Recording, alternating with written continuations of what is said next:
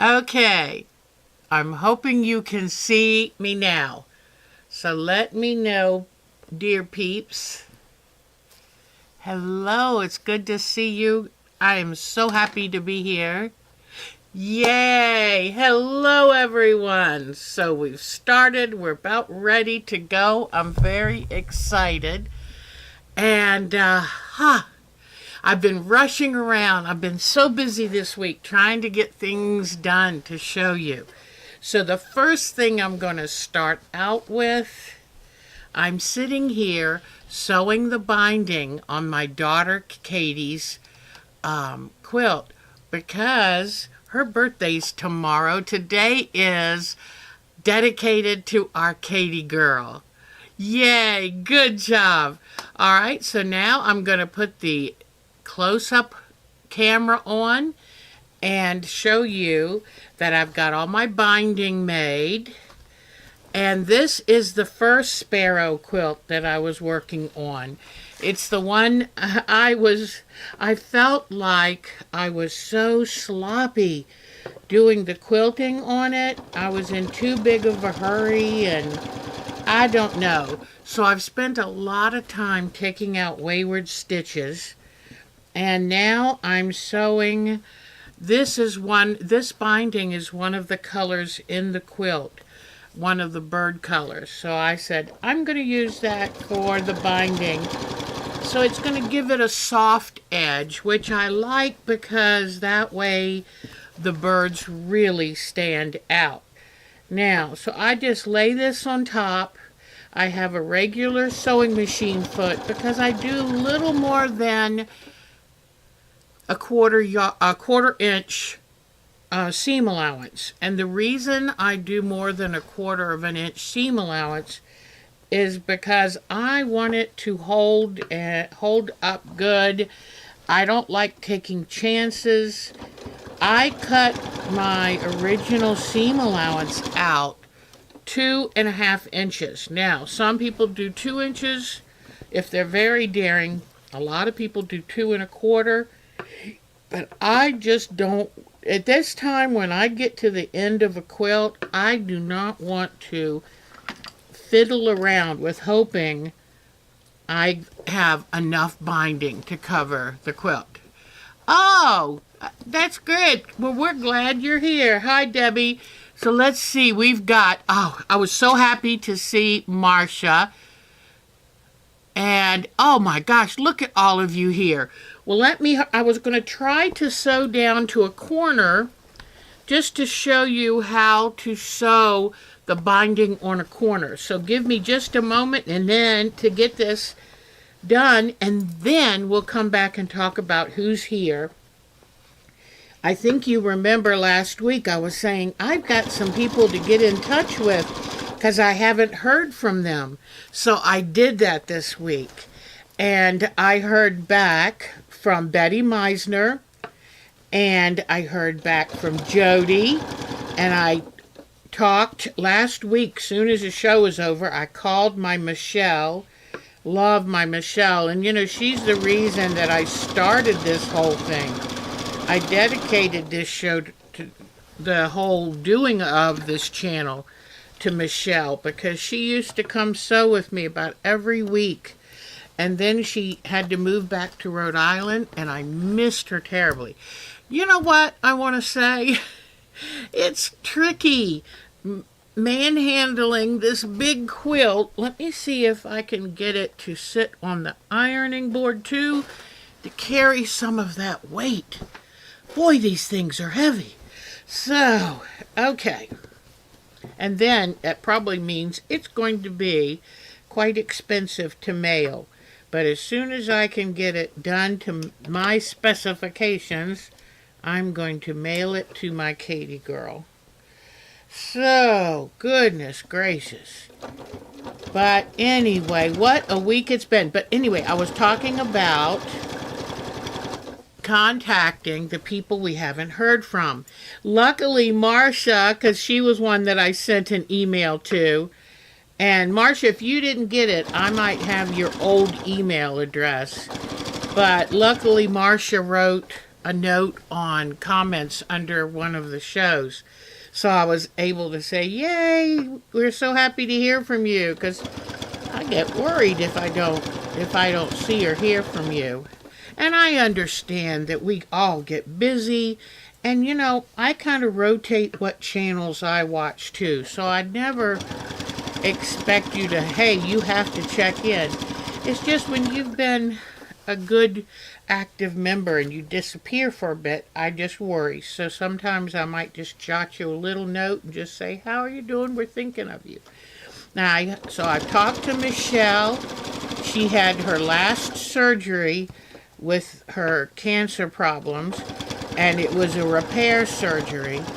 And so hopefully she can now just enjoy living life for a while and not have any more procedures. Because if you've had cancer, you know what I mean. You get tired of being messed with and poked and prodded. But, you know, such is life. We have to do it.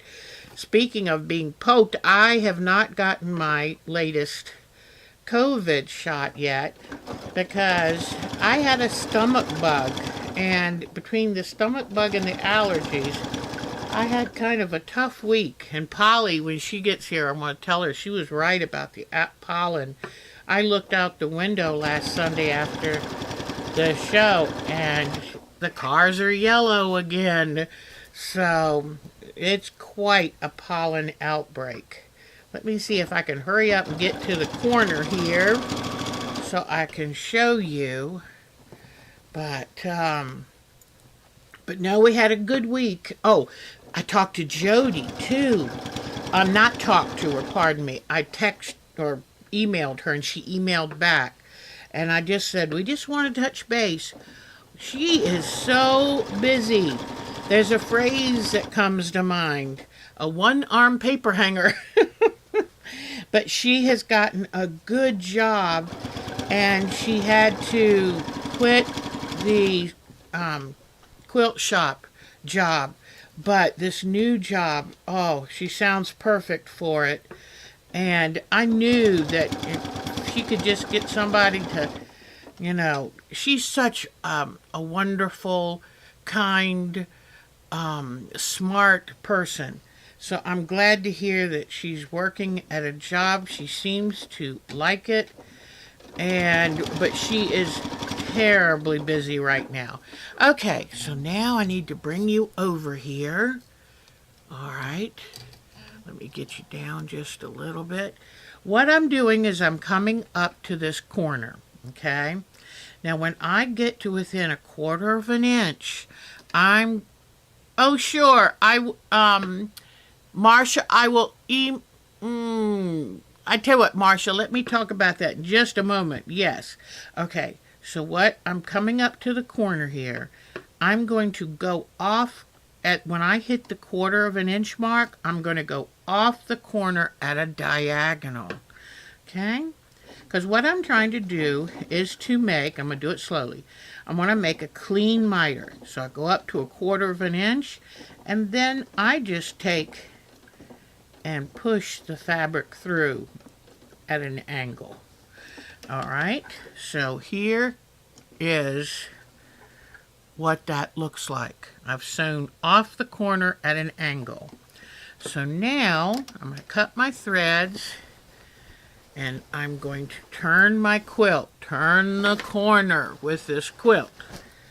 All right, now what I'm going to do next is I'm going to fold the fabric back even with the edge. Fold it back like this, okay? Because normally it would keep going that way. I'm folding it back. Then I'm going to take and fold it down. And you see how I make that miter right there? That's very important. So it matches nice and pretty. So I folded it over and then fold it down, leaving that folded fabric right there. So before I start sewing, I'm going to take and pull with my finger right here real tight. I'm going to take and pull that fabric out. Okay, so now this becomes the part that I'll use to make the miter.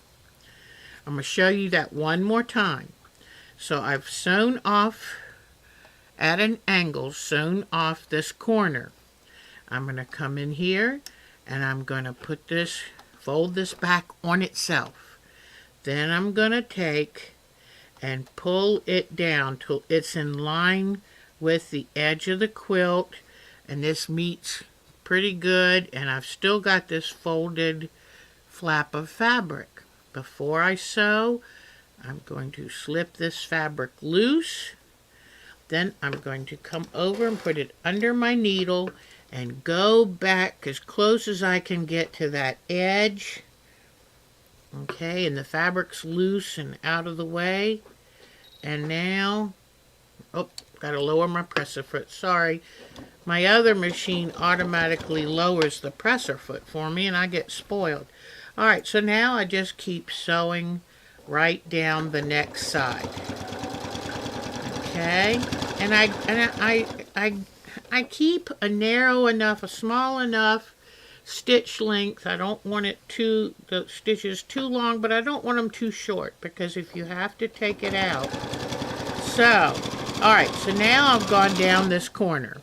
I'm going to cut my thread. I'm going to come back and let's see, how are we going to deal with this corner now that we have made it? Okay, trimming the threads out of the way. All right, if you notice, when you go to turn the binding over, it already makes the miter. So what I would do is I would fold this over here. I'm going to put a pin in it. I'm going to fold it over on either side of that corner, okay? I'll put a pin in this. Now, on the front of the quilt, I have a lovely miter. I go to the back, and I'm going to cut off this corner of the quilt. Not the binding, but this corner. Only what is excess outside the sewing line. Okay, that reduces some of that bulk. And I'm going to turn this back over like this. And then I'm going to have the miters kind of going the same direction. It seems, you can have them go the opposite way, but it just seems like a smart idea for me to have them go in the same direction. And then when you're stitching your binding on, you'll be stitching it on the back. You will come along here, you will stitch this miter closed, then push the needle through, come out inside this next miter, stitch that miter closed, then put the needle back through and keep on going down this side. Now, a lot of people say they hate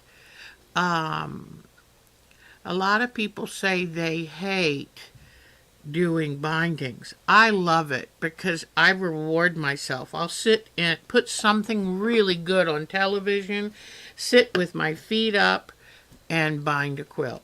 So I just wanted to show you, because this is one of the things that I am working on this week, and get it ready for my Katie.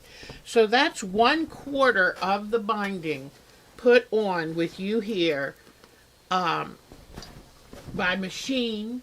Now, the hand part takes a lot longer. In fact, I did want to show you that too, because I'll have this bound probably by the next show. But when we do the binding by hand, I'm going to find this threaded needle. Okay, and it has black thread, which is, it's good to be able to see what I'm doing. Okay. Alright. So, I just used one strand of a really good thread. This is not a really good thread, but it'll do for just a little few display purposes. I make a good size knot on the bottom of the thread. I cut the tail down pretty close because I don't want the tail sticking out somehow. So, okay. So to start this, I've got the binding turned back over on itself. I'm going to come underneath either here and make sure it's only in the, whoops, out of camera range. Okay. I'm going to make sure to either come up in the edge of the quilt or under this layer only of the binding. But I'm going to come up under here so I can have the knot out of the way but secured in a good amount of fabric. Now I'm going to come up to the top. I'm going to take a grounding stitch in the backing and then just grab a little couple threads of the binding. All right.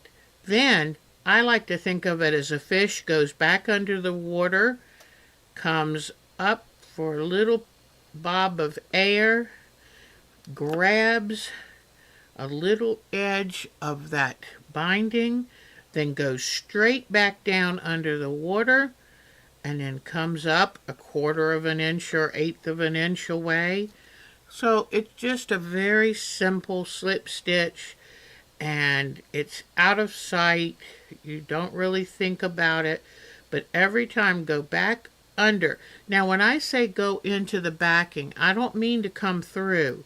I mean go into the very back and part of the batting and then come back up. Never go all the way through, because you want this to be as hidden as possible, as invisible as possible.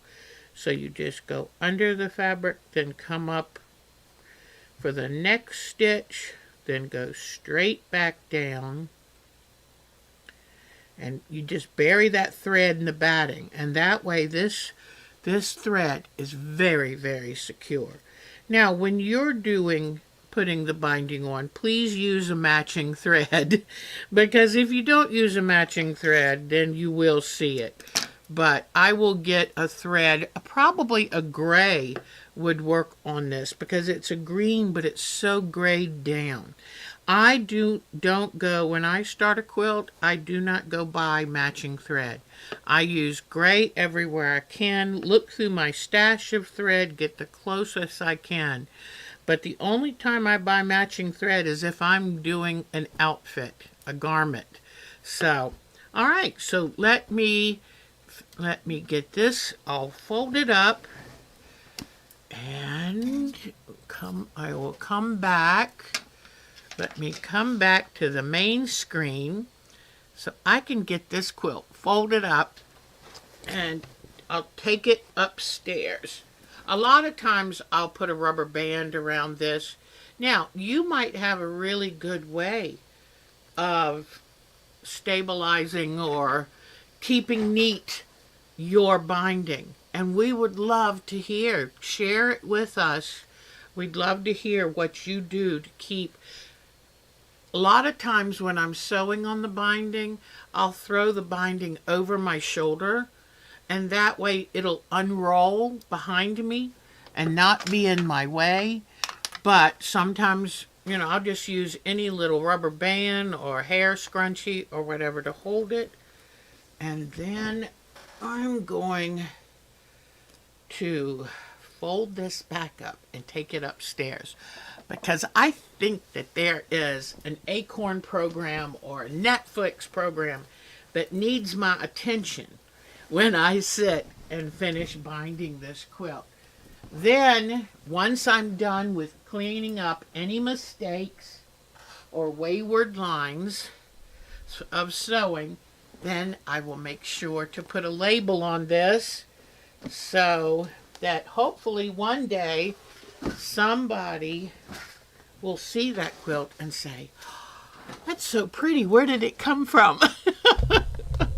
So hello. I know that was a different way to start the show today, but I was very anxious to show y'all a project right from the beginning, because I think I'm going to be doing a lot of demos in the next couple weeks. I want to be able to not just show you what I'm doing, but make sure, get a little refresher course of what I'm doing. I see some, oh, that's my button. Really good marks yesterday. And Mark and I are thinking we better get our walking shoes because I think we're going to be participating as well.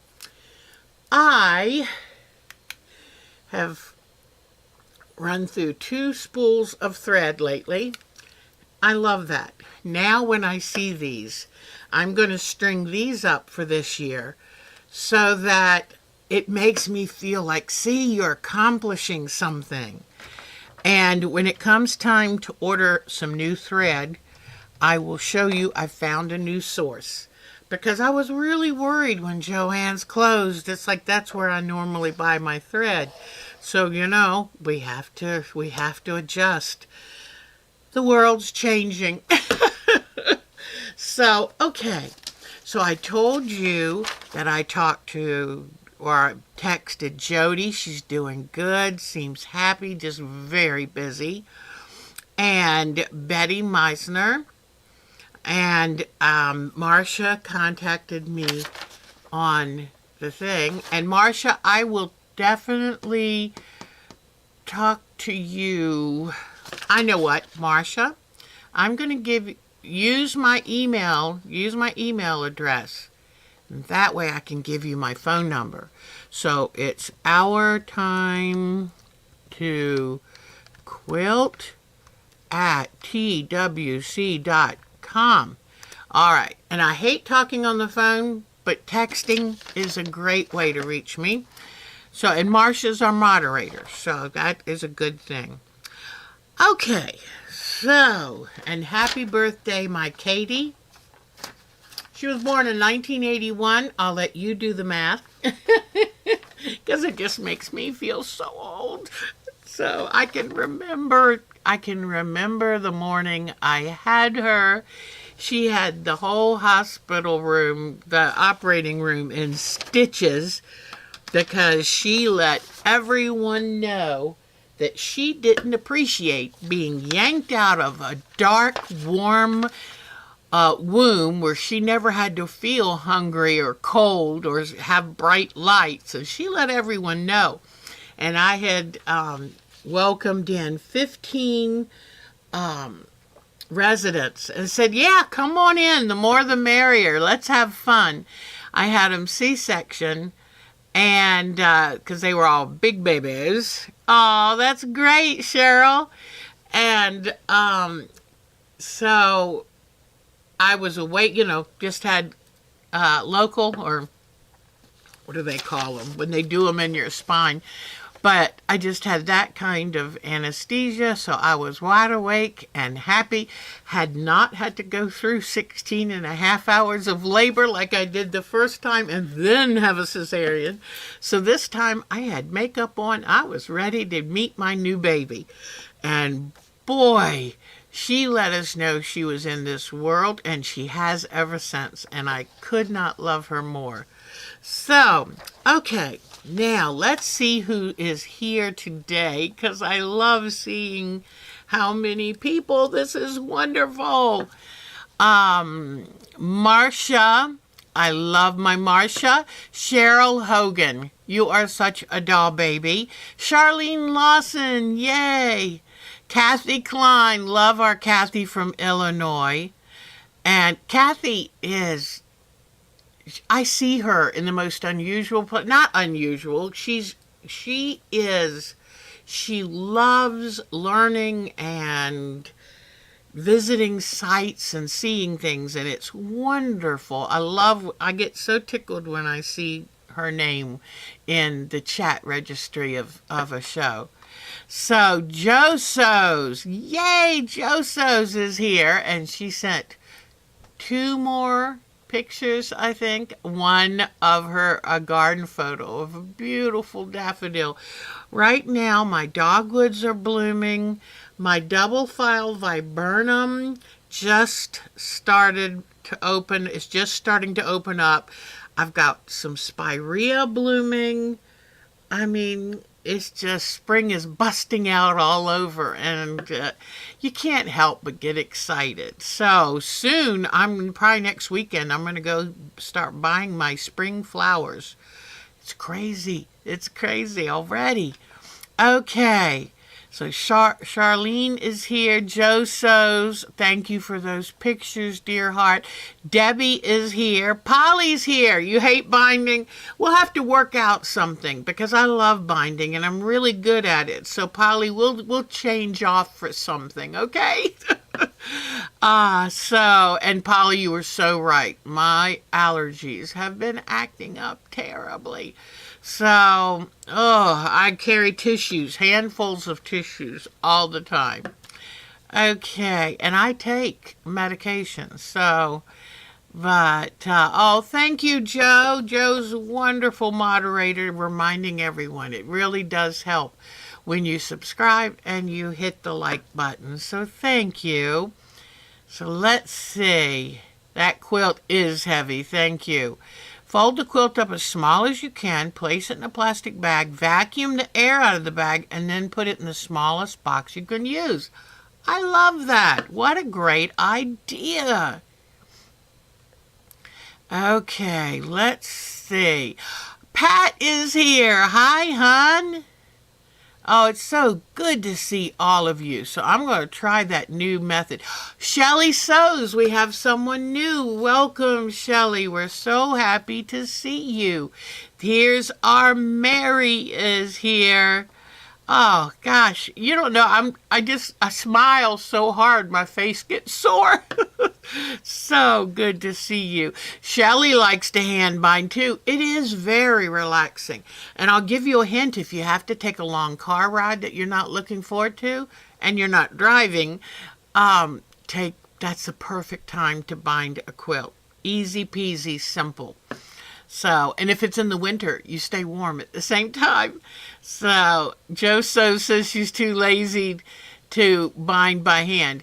I hate to agree with you, but I think that you are too ambitious to bind by hand because I think that there are too many quilts waiting for you. I saw the cutest quote the other day, and it said something to the effect of, I don't buy too much fabric. I just can't sew fast enough. Something, it was some form of that. And I thought, that is the truth. So, hi, Mayor. Yes, I think I did hear something about the floods. Oh, wow. I don't want to miss anybody. So, Mayor is here. And I think Mayor is from out west. Pretty area. Dolores, how nice to see you. We love our Dolores. She is, for some of you who might be new, she is a professional artist of an amazing ability. So we love our Dolores. All of the ladies here are so talented that they inspire me week after week. So now, Crafty Pat. Oh, 1983, back in the Lamaze days. Yes, I was going to do Lamaze. I was going to do a natural birth. Forget it. Nature had other designs. So, this is so good. I'm so glad to see everybody. All right, so today I'm going to, so far as, let me bring some of my stuff over here. I've worked so hard trying to get some of these things done for y'all, and I feel like I never quite measure up, especially with an upset tummy this week. It just slowed me down a little, but I kept trying. And, horses? Oh, no. All of the horses made it out. Thank goodness. Oh, my goodness.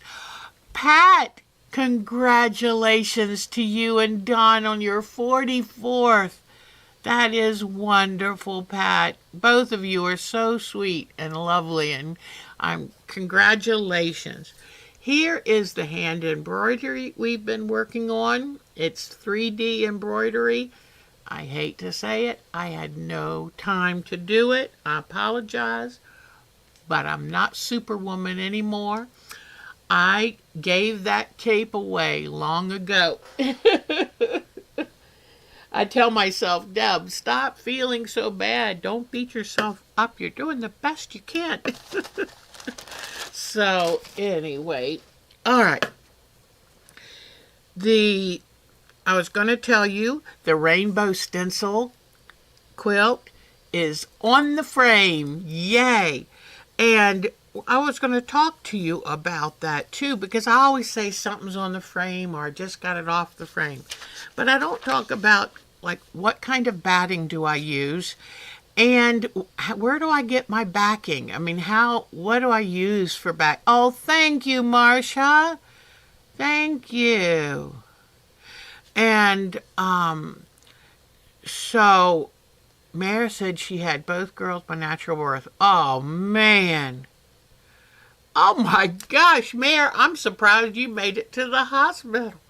And I'm a big girl, but I've got average size hips. And when you have a baby that has a 15-inch head and a 15-inch chest, which all of my babies had, even my son who was born, he was technically premature, he still had, well, you know, I have a big head. So when my daughter got ready to have hers, I said, tell the doctor to schedule your C-section because you're going to have a baby with a big head. And he didn't believe her, but guess what?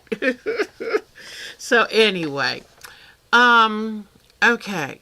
So I wanted to tell you that for most of my quilts, I use Warm and Natural, which is a cotton. It's on a scrim. It's a cotton batting, natural color. I used to keep a bolt of white Warm and Natural, but I think I ran out of that. So I don't often make pure white quilts, so I don't worry about it. Now, if I'm going to quilt an art quilt, I like to keep polyester batting because usually on my art quilts, I put more definition. I like the highs and lows that the quilting gives the quilt. And a lot of times I'll tie it into the design. So like when I one day get brave enough to do my giant dahlia, I'm probably going to use 2 layers of polyester batting. So I want it to have a nice high loft. And loft is the depth, the plushness of the batting. And you can get high, medium, or low, medium, and high loft. So for my art quilts, I like some loft in my quilt. Now, when it comes to what to use for backing fabrics, well, back when I started, every quilt was assumed that you would use muslin for the backing. That's how I was taught. That's what we did. Because we're talking way back in the late 80s. So it's a long time ago. But then people started using different fabrics.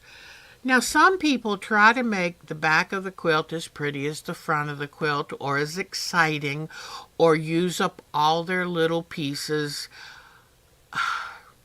That gives me a headache because I've just finished a top that's hard enough for me to stay focused through the whole thing. I really don't want to then piece together a backing. Once in a while, I'll put a little scrap in the backing, but otherwise I like having my scraps because I love doing scrappy quilts here and there, and I love doing applique. And so I will look at cheap fabrics because I don't care about the back of my quilt. I only care about the front. I mean, I only have so much attention to give to anything. So I will, one time some years ago, somebody was selling, a company was selling fabric, a kind of modeled, marbled fabric for $2 a yard. I bought a ton of it because even if you have to sew 2 widths of it together, you're only paying $4 a yard for fabric. Now, with my Marshalls, and am not sponsored by anyone, now with Marshall's Dry Goods, and I know I can always find backing for $9.99 to $11.99 a yard.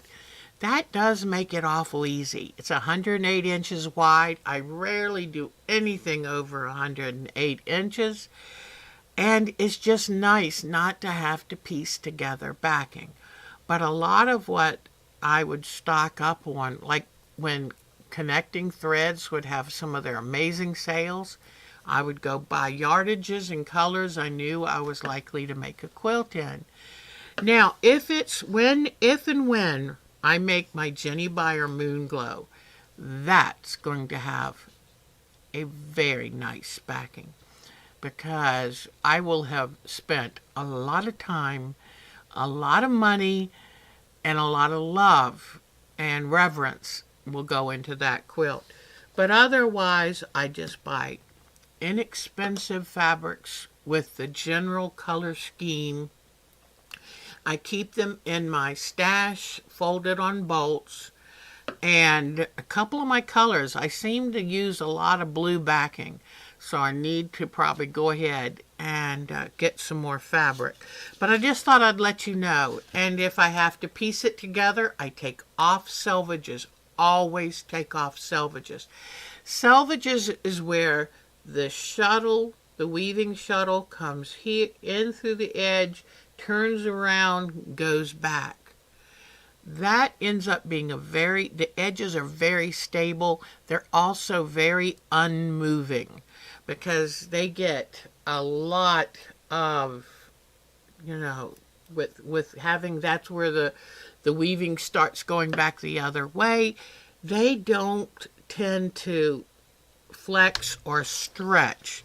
And we've talked about the bias. See how that stretches? That's the bias. And this is either the warp or the weft. See these edges? But look what the bias does. Well, think of that the opposite way times 10. That's a selvage. If you leave them on, I know some of the selvages that are printed match the fabric, and you hate to throw away a couple inches or inch of fabric. But trust me, if that's the center seam of the quilt, when you load it on a frame, it's going to pull, because it won't give. And then that's when you end up with these wonky backs. So always take off selvages. Do not use selvages unless you're making a selvage quilt. I save my selvage. I've got a huge bag of selvages. At some point, I'm going to make little selvage dolls or something. I'll show you with that. That's a good thing to write down. So what can we do with selvages? We'll have a selvage day, because selvages are great for tote making. One time we just made dolls, and they were so much fun. It was so easy, because you just, you hang the fabric over your finger, you tie it underneath and make a head. You can make selvage angels. You can make anything. So we'll do that another day. But I just wanted to tell you about the backing and the batting. Now, I am so excited to show you the narrow edge Seascape. Are you ready? I worked on this for 2 days straight, because remember I told you I was becoming very fond of it, and I wanted to really get it done. And I could tell already it was going to be a quilt that I'm very fond of. So if you are ready, here is my narrow selvage quilt. So I'm very, very happy with it. And the piecing is done. Now it's time for embellishment, for hand embroidery. my chair wheel is acting up. My hand embroidery, I'm going to embellish this, then quilt it, and then bind it like a piece of art, probably with a nice black binding. Thank you. So now what I'm going to do, let me grab one thing that I've been wanting. Okay. All right. I'm grabbing this. Oh, this might even. No, that's all sewn. Okay. Let me grab this. Let me switch cameras so I can show you what I have done. Oh. Hold on, peeps. I'm trying to figure out how to turn this because I really don't want to make it start blinking like it did last week. So Mark was like, I have no idea why that did that. And I said, I didn't either. So here we're coming to the detail webcam. I do want to thank Mark again because he's been so amazing with helping me learn this OBS system, and I just can't thank him enough. And okay, let me show you the last time we were together. I'll show you all the things I've done since we were last working on this together. All right, on this, it's not really showing that good, but I have put some branches in to this tree with the sewing machine. I have done some branches and little definition in. Now remember, this was our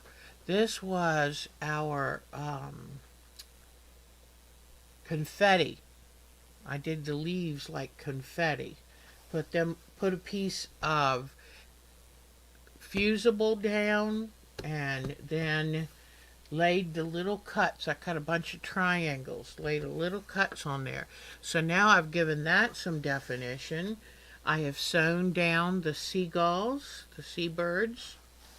Then I have put on and sewn down the gold lame, which, because I knew when I wanted to make this, I wanted to recreate the lake patterns. When we used to go camping, there was one campsite that had beautiful sunsets, and when the sun would set, it would get to a certain point, it looked like pure gold on the ripples of the lake. So here is some gold lame that I crunched up and ironed to it so it would be all crunchy. Then I ironed it on to fusible, and then let me make sure my iron is on. Okay. And what I'm going to do is I think I need to put another piece right down here. And I think, let me see how I want to do this. I'll put a piece here. I'm going to kind of break it up as it gets closer to shore. Then I'll put a piece like here. And, all right. And put a piece here, okay. And then the last piece I will put right down here. And I think that is where I'm going to stop the highly reflective lame. And what it's supposed to be where the sun is hitting the, not really waves, but it's where the sun is hitting the little ripples in the water. And if you've ever seen a sunset like this, it is just magic. Okay, so those are the last few pieces that I think I'll put on here. So I finished starting yesterday. I think I did all of this, or day before yesterday, I did all of this. And then remember, now this is narrow strip, and it's just a style, and it's good to kind of teach you to work on one little strip at a time. It is subject to interpretation, so it doesn't have to be perfect. It's just what your eye is seeing in this very way. And you notice where I stopped and started. Sometimes I did it square. Sometimes, most of the time, I did it curved. And it's just a way to put all the variegated maybe colors that happen during a sunset. So then when you come down closer to you, you get more of the real watercolor. And I worked on that. This was the darker side of the dock, so I used more dark colors. This was the lighter side of the dock. Now, what I have left to do, and I think I know how I'm going to do it. Do you see my little friend, the blue heron? Well, he's going to be on this dock, okay? I think I'm going to find some of my fabric photo transfer, and I'm going to print him out, but then all the little feathery bits I'll do by hand embroidery. I just don't think I want to make him with little pieces. I'm not sure I want to do that, but you can always do that. But he's going to go on the dock here. Now I know that this is horizontal narrow line, and you can see all these were pieces sewn together, and it's going to cut off right about here. Okay, I decided, because of the kind that I wanted to use upholstery fabric on this, and these are the samples that I got in January when I went to the Myrtle Beach quilt party. And so I wanted, and I may end up taking and putting a gray tulle over here just to kind of knock down the, it's kind of, I don't know, I'm worried that it's a little too standout, and that if I put a piece of gray tulle over it, it might soften it enough to make it look like an old dock. But then with the sewing machine, I did one of my decorative stitches to make the stems of the seagrass. See how I did it? The ones that were supposed to be more dominant or closer to you have 2 layers of sewing. I made 2 passes to make them look thicker. Then last night I took and sewed the fronds of the seagrasses by hand. And I'll show you right now, but I think it really came out pretty good. I don't know, tell me what you think. And what I did is I used my flosses. This one's black and this one's a charcoal, but it's almost got a little bit of greenish look to it. And so let me see, did I put a needle in? Oh, here's the needle. So I'm going to show you. For the grasses that are big and supposed to be closer to you, I'm using this color. Because the closer something is to you, the more likely it is to actually show a little touch of color. But not much, because the sun is behind you. So anything that we see between us and the sun is going to come off as very dark. That's why the seagulls, the seabirds up in the sky are black. And because we don't really see details, we just kind of see a shadow of them because the sun kind of blots them out. Okay, come on, thread. All right. Whoops, come on. It's giving me a fit.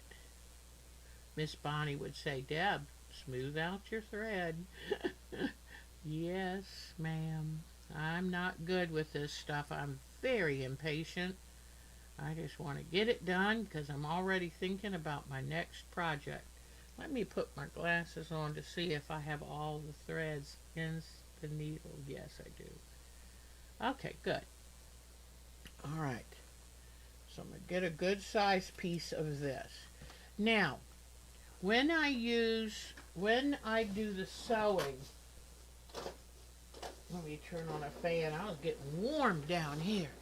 Okay, when I'm doing the fronds that are farther away, I use only 3 strands of the black. And so let me show you where that, here is a frond, the seagrass fronds farther away, here farther away, here thicker, lighter color are the close-ups, okay? So then I'm going to make myself, whoop, that's too much. I forgot, when you use 6 threads, it's pretty thick. Okay, so here we go. All right. I think I'm going to start on this side just so we have a clean side here. Uh-oh, it's still low. Okay, I know that's, let me see. That's because I've moved away from the microphone. How about now? Is it better, Miss Mayor? I apologize. I'll make sure I move this over. Okay, hopefully now that I've moved the microphone, it will be better. But I'm glad you told me that. Okay, so here is one of the pieces, one of the stems of the seagrass, because it's doubled. So what I'm going to do is come in from the back. Let's see, where do I want to come in from? Oh, I don't, let me see, I might have forgotten to bring up, I was supposed to put my, hold on, I've been using pliers to pull the needle through. And, yep, I brought them. Here they are. Okay. These are going to be your best friend to a much better, good. Okay, so I need to remember when I turn over to this camera to bring the microphone along. Okay, so now I've brought this up from the back, and to make it really look 3D, I'm going to go back down in a part of this lame. Okay, so this frond is going to be up all the way to up here. Now here is where, because understand, I've got several layers of fabric. All these little rows are pretty close together. Like here's one, here's one, here's one, here's one. There's a lot of fabric to go through. Plus then I have 2 layers of interfacing on the muslin. So I push the needle through and I grab the pliers and pull it through, because it takes a lot. I was killing my fingers. So here I've got the fronds there, the little leaves. Now I'm going to come down a little bit here, pull this through. Now you can make it a little easier and try not to go through the narrow parts that are, I folded over each edge so there's no raw edges. And now this one's going to come down a little bit and go as close to the stem as I can get it, but not into the stem, because that's just tougher stitches to get through. And then, goodness gracious. There we go.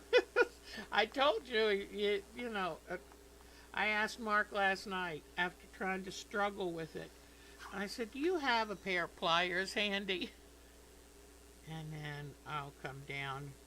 And this is just using your artistic eye. I thought about, should I mark all these out? And I said, nah, just do it. Just sit and relax and do it. Now, I did want to tell you something before I forget. Where I ironed on the lame, I still need to come back with invisible thread and stitch it down. Never trust just the fusible. Trust me on this. Never just trust the fusible. Alright, so just making long leafy bits on top of this. Alright.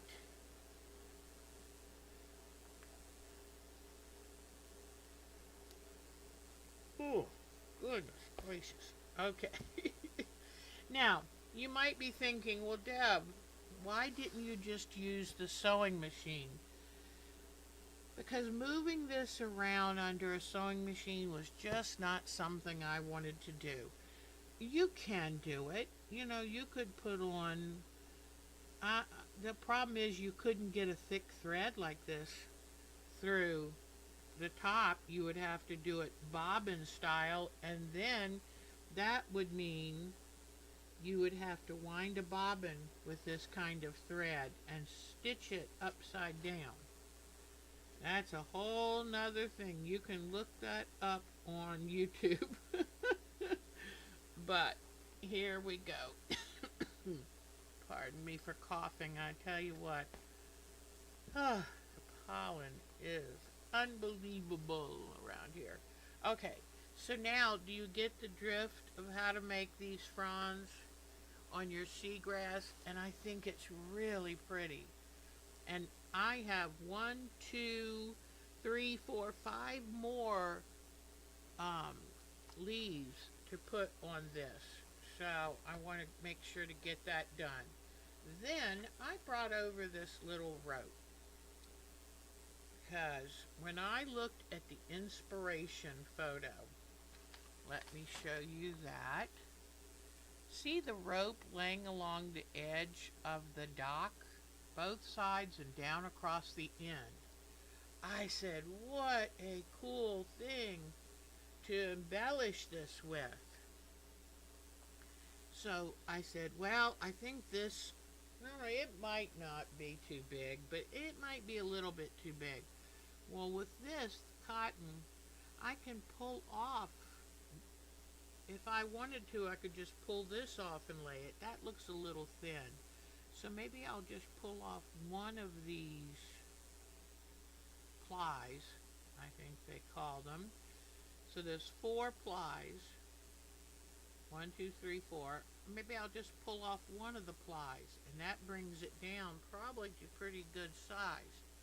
I'm not ready to put this on yet, though, because to make it look old and gnarly like rope would look that's been sitting out on a dock, I'm going to take a tea bag, and I'm going to put this in warm water tea bag. Just heat up some water, put a tea bag in it, and drop this in, and give it a natural coloring. Oh, say hi, Regal Rose. Michelle the Quilter's here too. Yay! Thank you, hon. I just loved looking at photos, and you can see, I used parts of this and parts of that. I got some inspiration from this. I used the leaves from here and branches from this one. I'm going to put him in it, but I did it my own way. I originally had drawn the dock was going to come up here, but I was fascinated with the look of the water, so I changed it. And feel free to do that. I have this pattern that you can use, but feel free to make it your own. So I'm going to take this, and this will look like it's wrapped around this post, and it'll come, I don't know if it's going to come across the end. I think I'll stop it, do it just down each side. Yeah, I don't think you want it across the end. But I think it'll be really cool, and I'll probably stitch it on by hand. But first, I'm going to take a tea bag and make this look really, really old. And then I think once the rope's on here, once the seagrass is done, then what I'm going to do is take my Inktense pencils and I'm going to blend some of these fabrics in together. And what I mean is where some of this fabric, I wish it had had some gold in it, but I can add that with Inktense. I can lighten some things with Inktense. I can just put in other illustrations with Inktense. So I'll kind of probably come in here, give it a touch more character. Um, Maybe I'll hang a buoy or something on one of these. But I am still on one of these posts on the dock, but I'm still trying to decide. Yeah. Uh-oh. I'm fading. Okay. I wonder if oh, my battery's getting low. Let me change the battery. Thank you for telling me.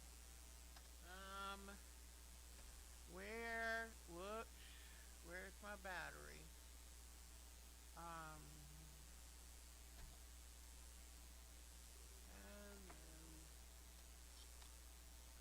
Need my batteries. Oh, poo. Um,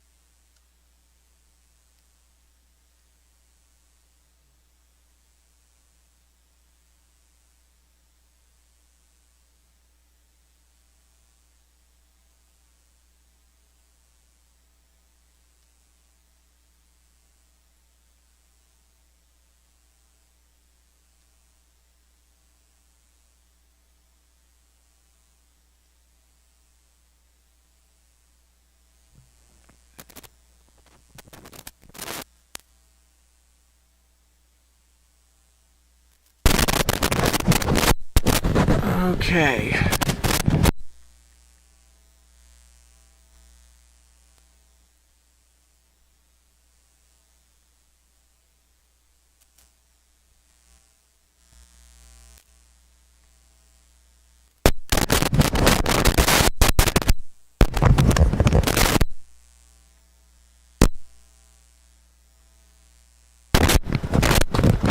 Yay. Okay. Whew. I had to find it. I had forgotten where I had put it. I'm so sorry. Ah. Okay. I'm assuming you can hear me now. Sorry about that. The battery picked a really bad time to go. So anyway, but I will definitely tea dye this, add it on, maybe put a little buoy hanging down. See, whatever I'm going to do, any ink tints, any of that, I'm going to do that before I quilt it. Then I'm going to go ahead and quilt it, because it's not a quilt unless it has 3 layers. A front, some kind of batting, and a backing. Then I will definitely make a label for this, because this is unique. It's a little unusual. And let me see. I don't think I'm going to have time, but I was going to show you how I let me try to put this in, because some of you are trying to make this, and I want you to have what you need, the information you need to make this work. So let me grab my cutting mat and my long ruler.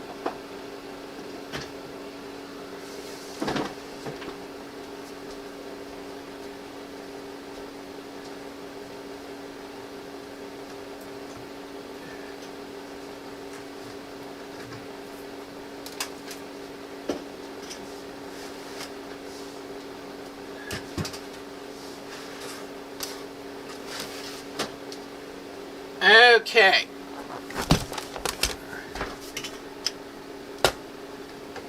Alright.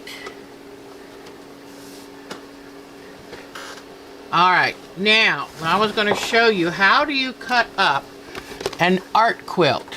How do you make this work? Okay. I like to start at the bottom. And it's a little bit of your eye, using your eye. A little bit, it's using a little bit of this and a little bit of that, okay? Alright, so what I'm going to do is get it to where it's reasonably straight by my eye. Now, in fact, let me bring this up a little.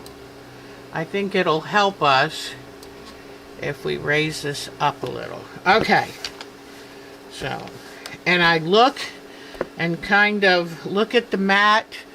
I kind of use the mat to see if I have it laying right. And then what I'm going to do, I have a hard time seeing stuff because there's all of this junk here. So I'm going to go ahead and start by being very brave and making a cut. So I can get rid of all of this stuff. Oh, and I have something coming in. Mark and I, because of prices and all this tariff baloney,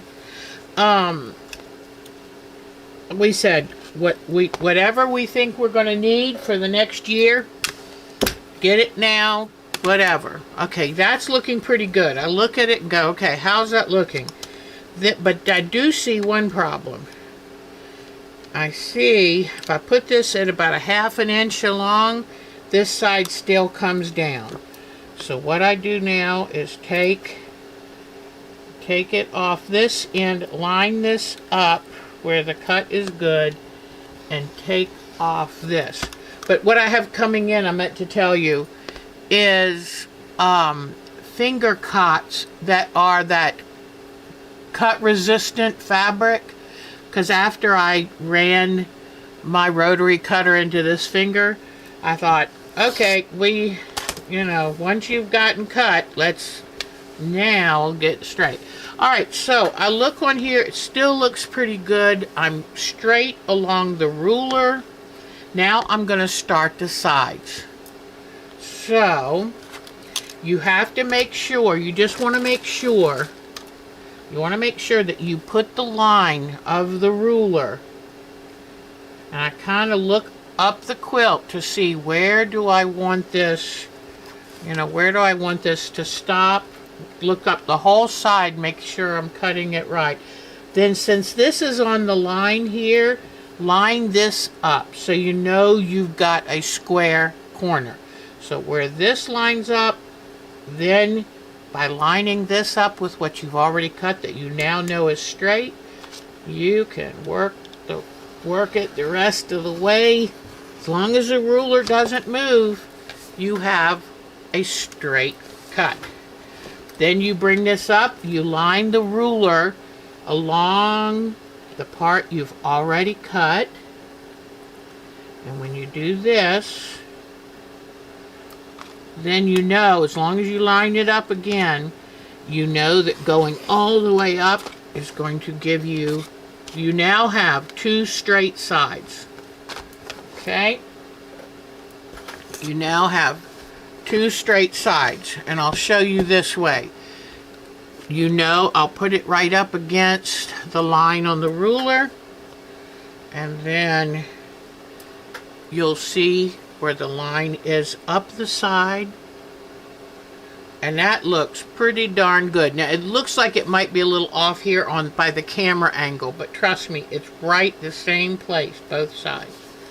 Sometimes if you have a large quilt that's too large to cut with one ruler, you may have to like butt up, get one ruler where it's straight here, and then butt another one up to it.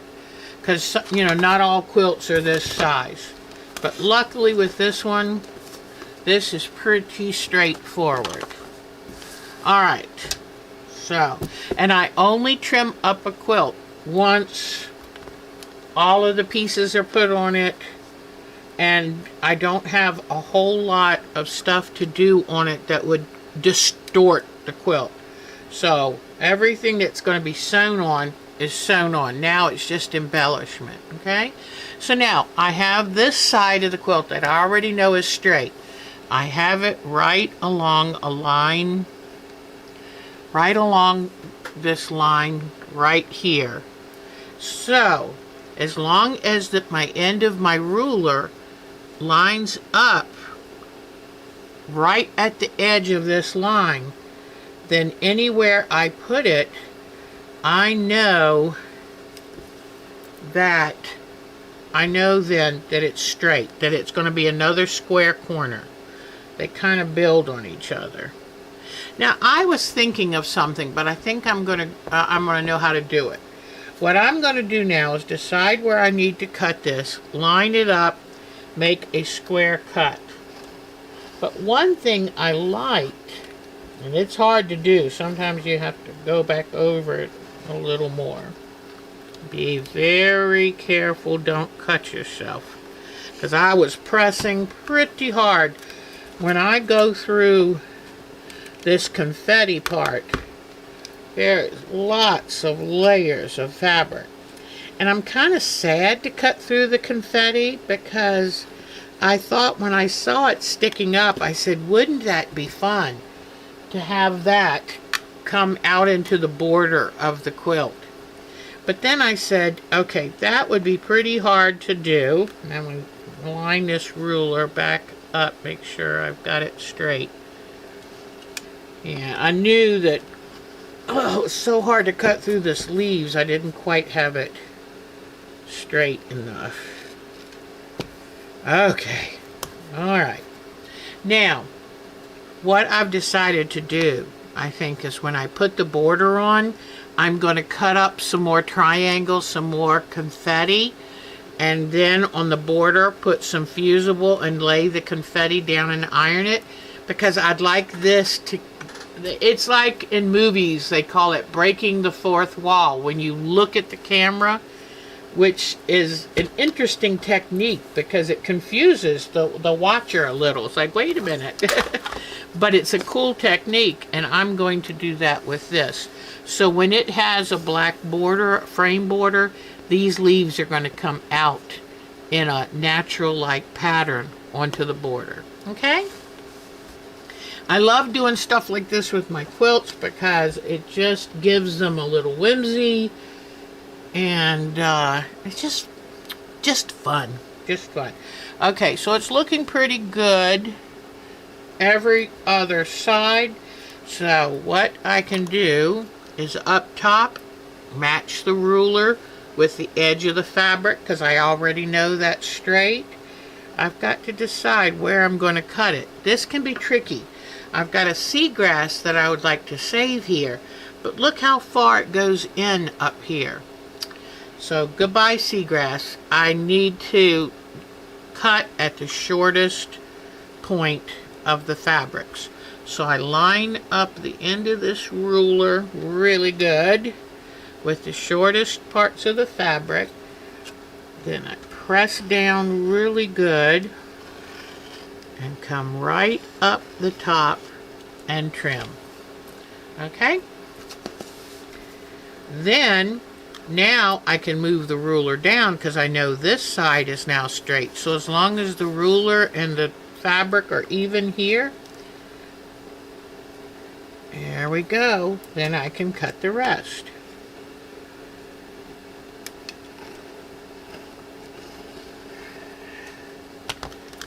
This is a little tricky. I saw it move just a little because the fabric is so thick that when you cut one area, it can make the bottom or whatever further away, it can make it kind of flex. Because where I put the upholstery fabric, kind of thick. All I have to do to straighten this out, and you know what I'm going to do? I'm going to cut off. It's not perfect, but get this out of my way so I'm not having to look past it. Alright, so what I'm going to do now with the ruler, I want to make sure I've got a nice squared edge.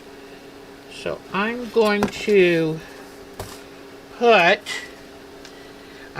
it square at the bottom here and square along the sides. And then I can make that last cut. Alright, because it's just a little sliver where it moved. And having the rest, that bigger piece out of the way now. And now it may not look perfectly square to you because these see how this puffy this is? But I can promise you this is a squared quilt. Let me come back to the main screen so you can see how this looks. Okay, bink. Alright. Whoops, come on. Main screen. My cursor is having so much fun. It just loves to run all around that space. But here is now the squared quilt. Okay? So, and then once I put a picture frame around it, I think we're going to like it. So, any questions that you have? Any questions? Oh, neat. Oh, that is awesome. English country dancing night. That does look fun. All right, so next week will be the finale for this. I will show you how I trim it to look like a picture frame because it is a work of art. I want to frame it like an art. I'm going to show you how to bring those leaves into the art border because it gives it a kind of fun, it like comes out of the frame at you, and I think that's fun. I will have my egret printed on fabric, put on here, and then I will have done some hand stitching embroidery for the feathers and stuff. So it will be done by next week. So what do you think? It's in Bethabara. Ooh, I might have to look into that. So there it is. We got it done. We got it done. All right. Now let me put this aside and my long rulers. It's nice to have tools. I love getting notions every bit as much as fabric. All right, so now, and you know that I took the lame, crunched it up, pushed an iron on it. You have to use a lower iron because this is all artificial fabric. Pushed an iron on it to really kind of bake in all the little creases. Then ironed it on Steam-A-Seam 2 that has 2 sticky sides. That way when you go to cut it, you still have this part here that you can iron down. So, a good way to use little slivers of lame, because it's all about controlling those things, because lame is not overly fond of being cut into little pieces, and the edges will fray. Be careful. All right, so I'm going to roll this up. I hope you like that. And I told you I fell in love about halfway through. I fell in love with it, and I knew I would finish it. So, what we have left to talk about today is, I already showed you my Katie's Sparrow Quilt. I have the current Sparrow Quilt that I have been working on. I will show you that. I want to talk to you about how I'm going to do the borders, because what is really going to be the cherry on top of the sundae is I'm going to put borders around it with branches and leaves, and I think that's just going to bring it all together. Then I'm going to talk about, after that, after we do show and tell, I'll talk about what I'm planning on working on this week. So if you want to share what you're planning to work on, I would love for you to chat into that. And I think that'll be good. But I can't wait to do show and tell. We have several new photos. So I think what I'm going to do right now is get right into the new Sparrow Quilt. And that is this one. Okay, this is my new Sparrow Quilt. I was trying to get the last row on, and I couldn't, because when I started making this, I wasn't sure how I was going to turn the birds. So I said I'm making 28 birds. So I made 14 to go one direction, 14 to go the other direction. Well, if you look, the top row facing left and the bottom row is going to be facing left, which means you have 4 more left-facing birds than right-facing birds. So I'm having to remake the components that I have left over, because I'm too cheap just to throw them away and start again. And so I have to, I've got 2 of the birds made, but I have 2 more left to go, and I just couldn't get them done in time. But don't worry, I'm loving this quilt. We put it up in the living room. I adore it. So, and I've already told you when I quilt it, I'm going to use matching background thread, and I'm going to quilt leaves and branches and leaves and branches. That's my theme, okay? So now what I want to do, I'm going to bring the microphone close so you can still hear me. Let's go back to the detail camera, and that way I can show you what I've got planned. Oh, and don't let me forget Dorset buttons. I did a little more work on the Dorset buttons, so I want to show you that too. I'll show you the Dorset buttons right after we do the show and tell. Okay, so now I've got to bring my glue in here. What I did, when you do a quilt, never just take endless borders. Never just take endless borders and put them on a quilt. Otherwise you will get wavy edges. What you're going to want to do is measure across the center of the quilt horizontally, the center of the quilt vertically. Write those measurements down. figure in, okay, this I'm going to probably miter these borders. I haven't decided yet, but I built in an extra width of the fabric, which is 6 inches. So I built in an extra 6 inches on this end and 6 inches on this end. And you notice I wrote horizontal. That's because that's to let me know that this one is the size of either the top of the quilt or the bottom of the quilt. When I do vertical, I may write vertical left, vertical right, but I want to know where I've planned to put these. Now I took the fabric that was used in the tails of the birds, of the blocks of the birds, and I took and cut about 1.25 inches, and then I stitched it real close to the edge. Then I put a pencil in it to round it back out, and just pushed the extra over to the side. So now I want to show you that again, because on this one I said I want to make it easy to do so it doesn't take me years. So let me bring, whoops, pardon me, let me bring this down a little bit. So far I don't think it's flashing in and out. Okay, so I took 1.25 inches, here's half of it. I took 1.25 inches of this fabric and I ironed it in half. Okay, then when I ironed it in half, I stitched close to the edge. Okay, oh, and just to tell you that I cut all of these on the bias.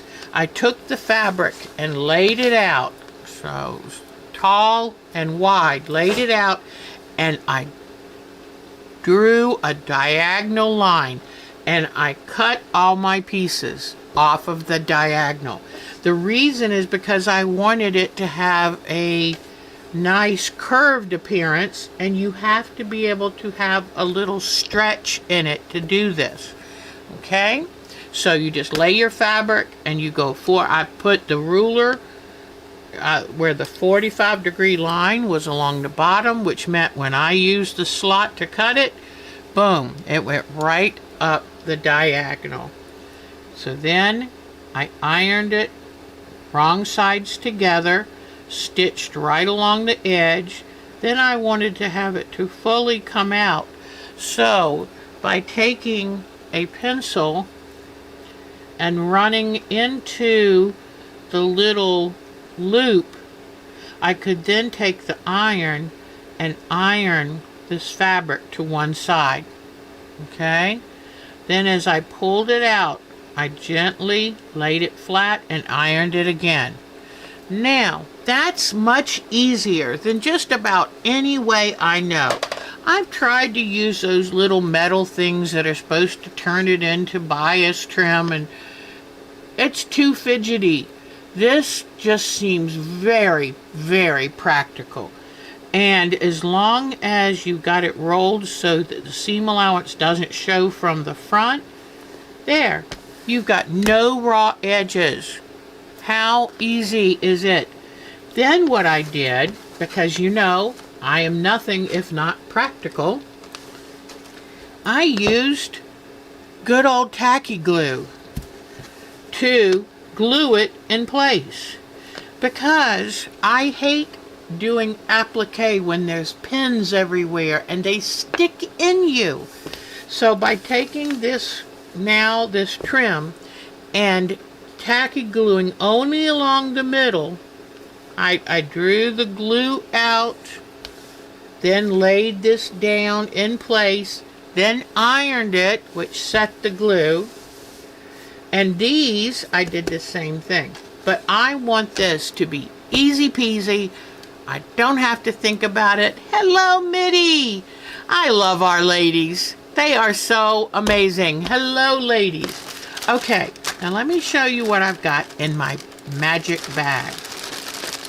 What I have is, I said, okay, I want to use the same color leaves that are already in the quilt as the half square triangles, okay?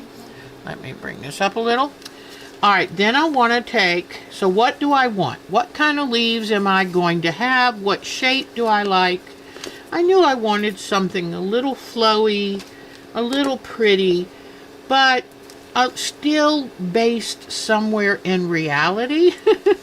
Because sometimes I think, oh, I'd like to do, you know, like a, you know, when people do those feathers, quilting those feathers, and they do them so adorably. I can't ever seem to do that. I have both feet right stuck strong to the ground in reality. So I said, well, besides just a brown branch and the green leaves, it'd be nice to have the color. And you know, I have all these extra pieces of the red fabric. Yay! Oh, yes, that's what we're doing. It's my glue. I know I love my glue. What would I do? You know, when I was the general contractor to build a house, I said, you just need duct tape and wood putty. You can build a house. So anyway, but what I did for these leaves is I drew a sheet of leaves, the shapes I wanted. But when I realized I wanted red, I thought, make it cherries. So what I'm going to do is I'm going to take and use the sewing machine and do satin stitch little branchlets to put the cherries on. And then I looked up, okay, what does a cherry tree leaf look like? And I mimicked versions of that. And then I took freezer paper. This is a freezer paper method of doing applique. You have to leave enough of an edge all the way around to cut it out and fold it over. Do you see this?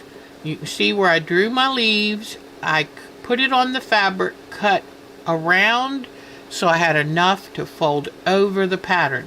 What this does is it gives me a nice smooth edge, and it's easy. Now I can take and glue it on the fabric. So any place where I have a space, I'm going to have a couple cherries, like 3, because I like doing things in odd numbers. But I take my good old glue here and I run glue down the paper, because I only need to hold it on until most of it's appliqued. Because once it's appliqued, then I can take, okay, and I'm going to lay this right here and press it down. And with tacky glue, it doesn't take any time. If I wasn't on my cutting mat, I would take my iron and put it down, which like instantly sets it. But I did different size leaves, slight variations in shape. Here is one that I might put, no, I'm trying to think of where I want to put this. But I like having little ones to use because I can stick those in anywhere. So I just did a whole variety. Here's a nice little one. Oh, no, same type. I don't want too many of the same type together. Darn. Let me see. I wish I might have to.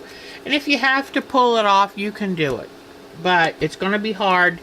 And it's going to be hard to pull off. Okay, let's see. I'm going to figure this out. I can do this. And if I need to make more leaves than the new ones I make, I'm going to make them small. Very, very small. That would look good there. Okay. So now I'm just going to put the glue, and by drawing the little lines in, it shows me which way it's supposed to go. So I can come in here like this and put that one right there. Then I'm going to come up here, put another one. I think I can use a bigger one here. But see, I just did them. Okay, this is the top of the leaf. Now I'll put some glue here and put this one right here.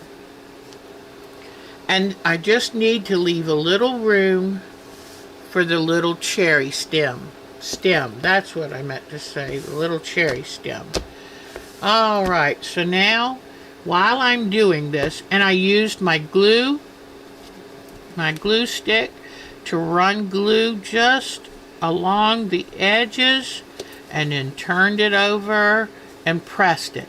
Now, I ironed the fabric onto the sticky side of the freezer paper. I need to get another roll of this because you know what? I was thinking, I worry at some point they're going to stop manufacturing this. So I want to get another roll because a roll lasts me 15 years. So one more roll should do it. But, okay, let me see. Oh, this would be pretty to kind of put that there. Just something a little different. I don't want it too cookie cuttery. I want it to be a little different, a little bit surprising. Now, I haven't decided if I'm going to miter the corners or do them block yet, but I'm making this dip down both ways. So that way I'm covered no matter what. Alright, I've got room for just a couple more of these leaves. Let me almost push that up while it was still a little wet. But see how I'll put it just in the middle? So, and what I'm going to do, I've got the freezer paper. It's not in the branch. It's only in the leaves and the cherries. What I'm going to do is sew all the way around, then come in the little part that's not sewn and pick out the paper. Okay? There you go. So, but now I can sew anywhere. All I need is, I love embroidering with silk thread, and I've got some silk gray thread that I think would work really well. So now I'm going to look this one. Let me see. It's tricky to know where to put things. Maybe I should finish up the rest when I can really concentrate more. Because that's the hard thing about doing it on camera. Is, where do you put it? I'm not sure. So, And if I find that I don't have enough small ones, I'll make some more. But it's real easy to just... now, if you want to, you can draw a page, because I had original designs. You can draw the page, then you can print it off, additional copies, and onto freezer paper. And just be careful, cut the freezer paper the correct printer size, and then go. Let me see. That might work there. It's a little tricky with, oops, put it down, just one line of glue down the middle. And I'll put it starting there. There we go. And then just think of all the little cherries. And I'm thinking, are you ready for this? I'm thinking of stuffing the cherries, which means I'll hand applique them down except for one little part. And then I will take a skewer and shove in a little tuft, a little piece of batting. Just tuck that in, then finish that little remaining edge. I think that would be so cute. And you know, I love adding something different, something unexpected. And this is a nice, interesting shape. So, let's see. I could even put that right across the branch. I like that. That's something different. I've been trying to keep them off the branch, but I kind of like that. And I have to leave enough room, 1/4 of an inch, to sew it to the quilt. I like doing the applique before I sew it to the quilt, because then I'm not having to bunch up so much fabric. Oh, thank you, Miss Jo. Thank you. I'm loving it. And see, when I can find a pattern I like, then it's just a matter of how can I embellish. To me, that's so much fun. And and this is a very simple way to do. My favorite applique is needle turn, but that takes a lot more time and effort to get it to look smooth and good. And by using this freezer paper method, it's a done deal, let me tell you. Ooh, this might be good, pointing down like that. I like that.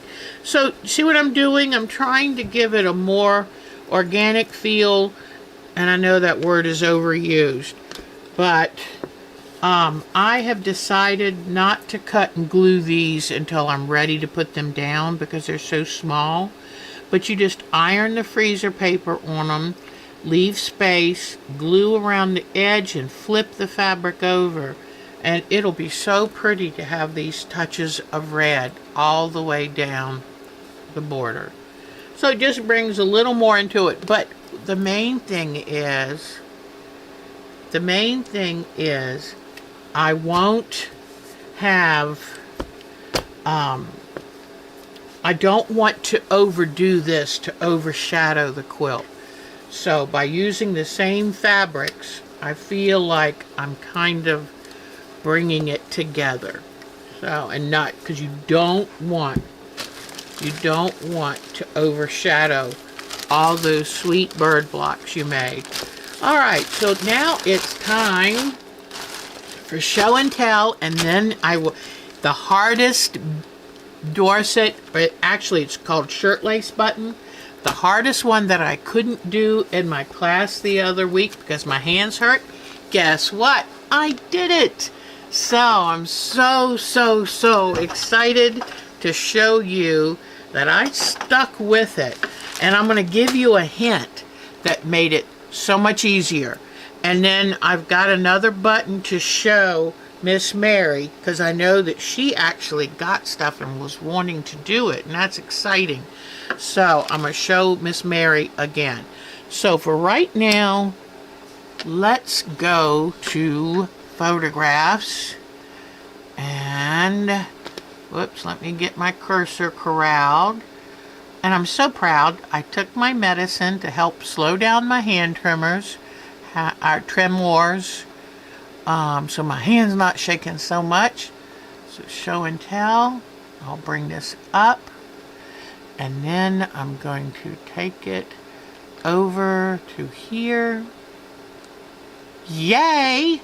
And now I'll get you over there. Okay, so now, all right, here we go. All right, so probably the last, whoops, let me see. Okay. Let me see if I can bring this bigger.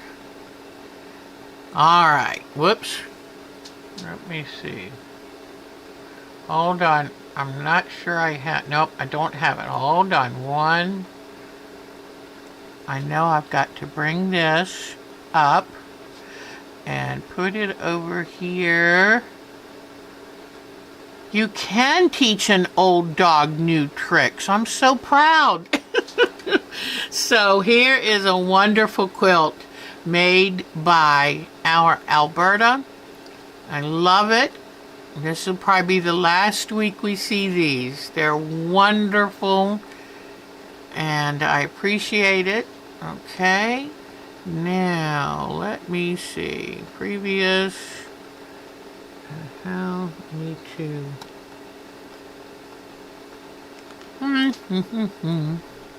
All right. Let me move this. It always happens. I have a little post-it note saying, do this here, but it gets right in the way. Okay. There's the cursor. All right. Now let's see the next person. Bonnie put some new pictures on the website.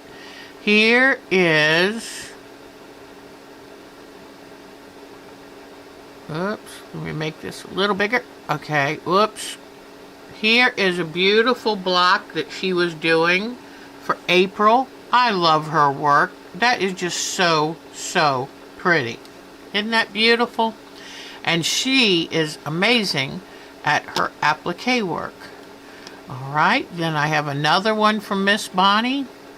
I remember when you won free patterns and I mailed them out.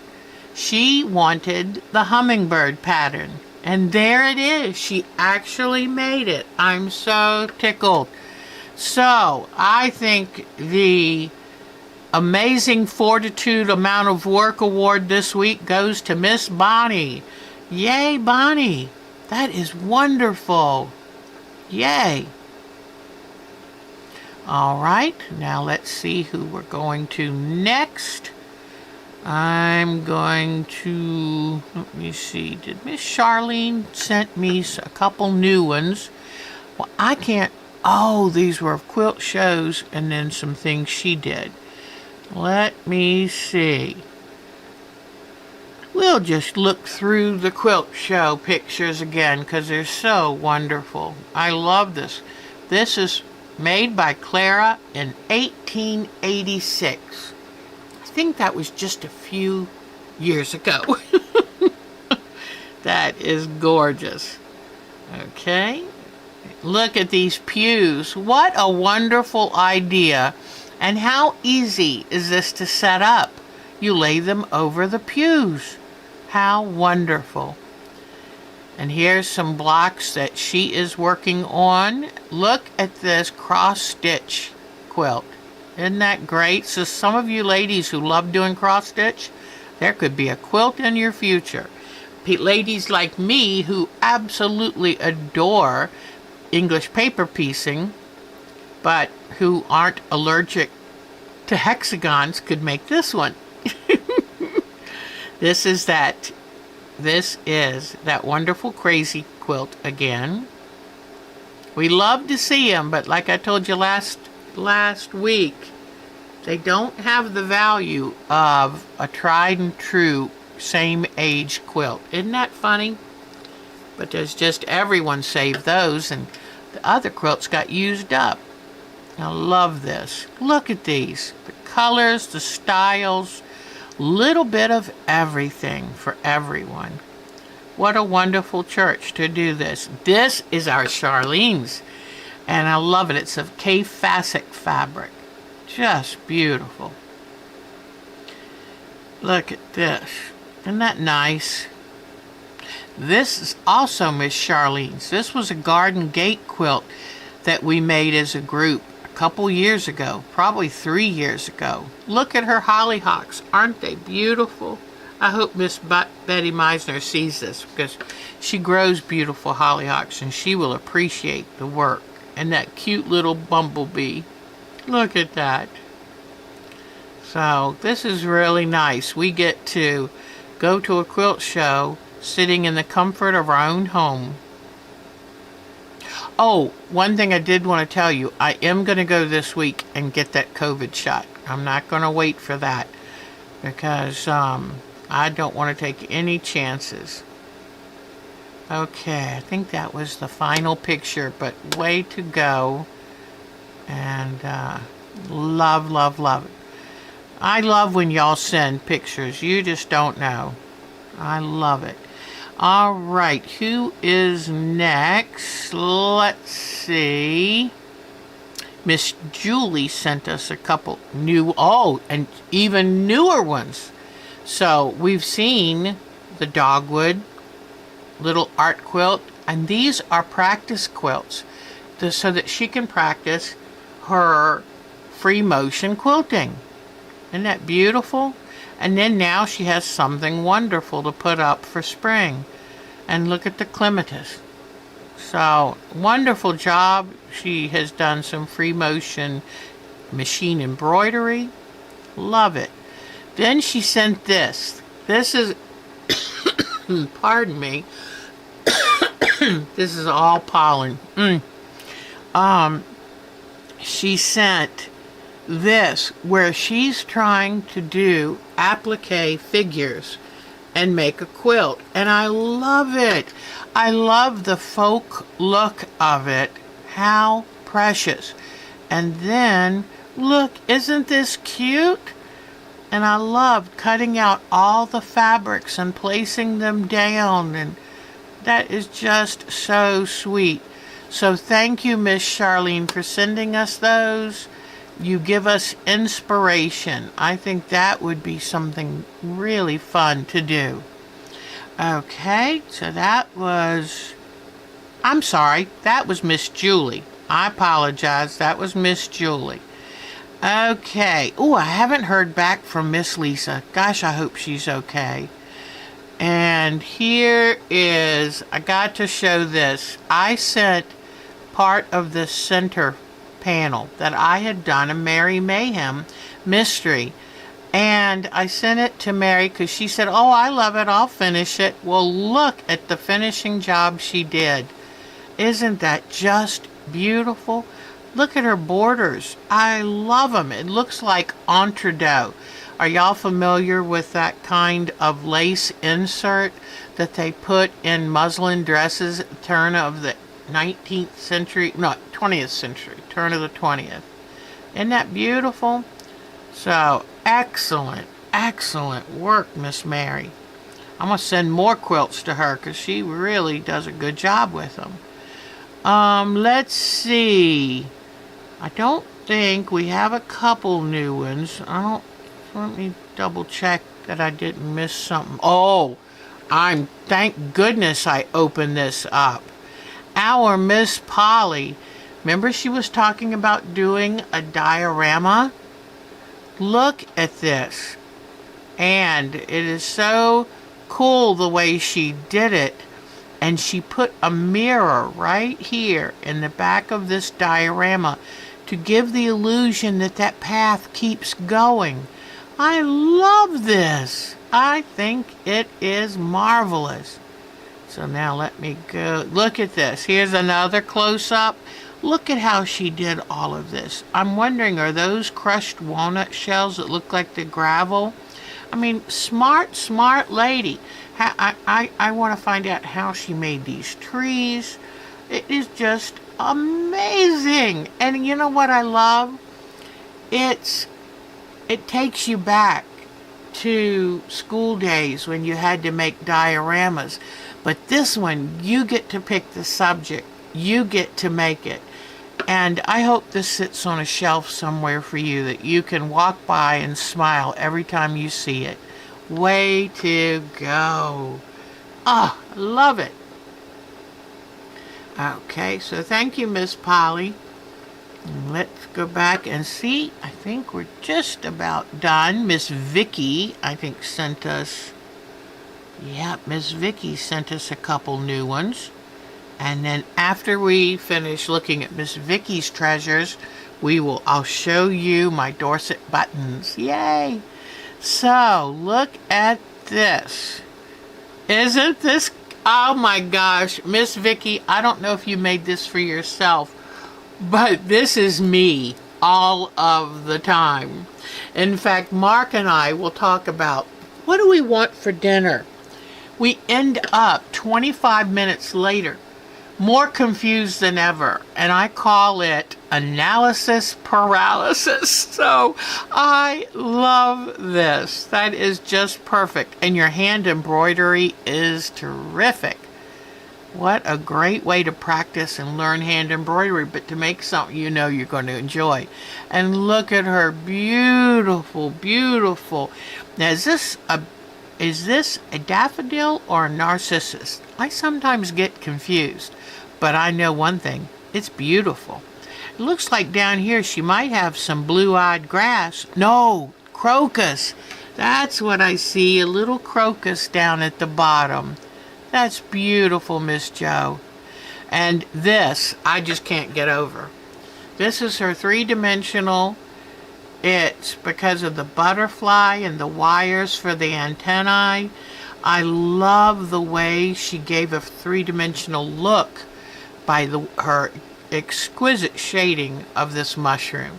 So this is superb. I'm so proud that you that you framed it, because it deserves framing. All right, so, and isn't that flower is so beautiful. Okay, so now what we're going to do is we're going to come back to the detail camera, and I'm going to show you the butterfly is origami. Whoa, that's great. Oh my gosh, that is great. Well, I'm going to push all of my leaves over to the side so I can show you this. And the sunlight just decided to come in my window. Well, maybe that's a little too bright. All right, so I took a wonderful class from a woman named Catherine Redford, and she is really a cool lady. She's doing the virtual schoolhouse for Mancuso. You can find her at www.catherineredford.com. And wonderful teacher. She is from England, now over here in the US. And these were her 2 handouts that she had. These were the strict style Dorset buttons. So I'm going to pull out my nearly complete Dorset. And I would have to put more thread on it. In fact, I need to do that. Did I just... Okay, here is some great gray thread. Let me see if it's attached to anything.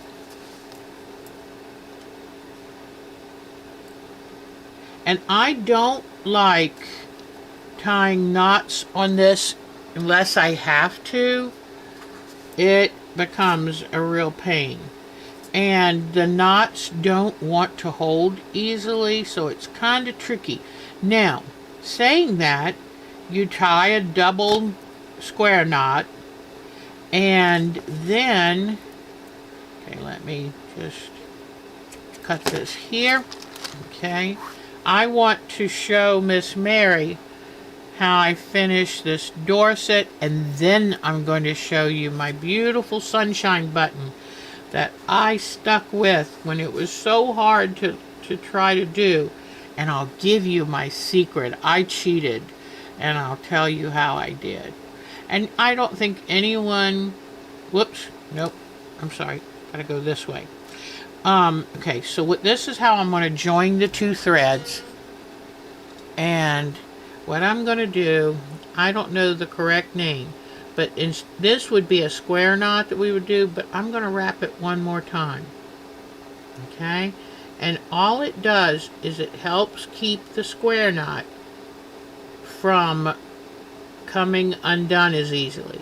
Now I'm going to wrap this one twice too. Okay? And that way, then I'm going to pull it real tight. Do you see how that's not coming apart? Pull it real tight to make the knot as small as possible. Then this is a little risky, but I'm going to try it because I think I really did a secure knot. Cut the threads close. Sometimes you might want to do a little more weaving before you cut off the thread ends, because when the thread ends are cut off, it'll come apart a little bit easier. And that's not a good thing.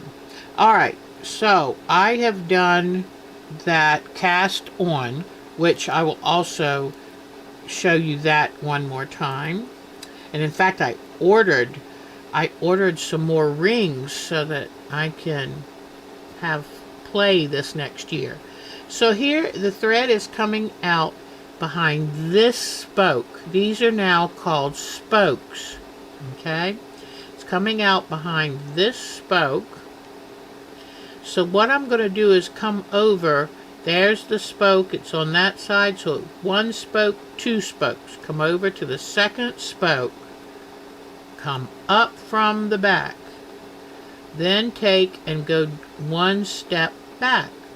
2 steps forward, 1 step back. That's what gives the spokes this beautiful wrap look, and it gives the back a wonderful look. Flat, easy. You can sew on a pin back so you can turn it into a brooch, whatever you want to do. So now the thread is going down behind this one. So I'll go 1, 2, come up right here. So you take 2 steps forward and then you go back. So here it came up here. Now you're going back through here. So, okay. So you're coming over 2, then going back 1. And it's gone down on this side of this one. So 1, 2, come up here. But backtrack 1. Backtrack 1. And what it is, it's a way of taking a ring and turning it into a solid button. And that's pretty cool. It's very, I mean, you know, people back then, when you think about who invented crochet or knitting, which is just a fancy way of tangling thread to make a blanket. I mean, when you stop and think about it, it's really ingenious. So, okay. Some people say this was very popular in the 1800s, but some people say it's been around for hundreds of years. So it went down here. See right there, it's gone down in there. So I'm going to go 1, 2, come up here. And that's what makes the nice long threads on the back. But now when I go back, because it came up here, I'm going to go back 1. That's what wraps the spokes and gives them their beautiful appearance. Looks like a wagon wheel. So I come over 2, come up, go down, back 1, go down. And you count the spokes. That's how you know. So you just go round and around, and I'm going to try to see if I can't make that knot come out on the back. Go over and come down, and you pull these pretty snugly. Yep, the knot went on the back. There it is under there. So it's really good if you can knot it so that you can hide that knot. Okay. And I don't know if I made it clear that when you cast on these, which is just like you cast on for knitting, so if you ever want to see how do I cast on, look up on YouTube to cast on with knitting. But guess what? I do have a site to show you, and Miss Jo sent it to me, and oh my goodness, I brought that up and it populated a whole bunch of how-tos on making a Dorset button. But this used to, this was so profitable in the 1800s for farming families that then they would have the whole family doing some part of the business, and they ended up making a better living than just farming alone. So, but then unfortunately the Industrial Revolution came in and messed it all up. So now what you're going to do with this is keep going around and around until there's really no more room. And you can always take your fingernail and slide them down nice and tight, but keep going around and around till there's no more room. Then when this is all filled in, you're going to take and run the needle through the back stitches. See, you don't see it on the front, just through the back stitches, pull it out, and there you go. You've hidden your thread, it won't come undone.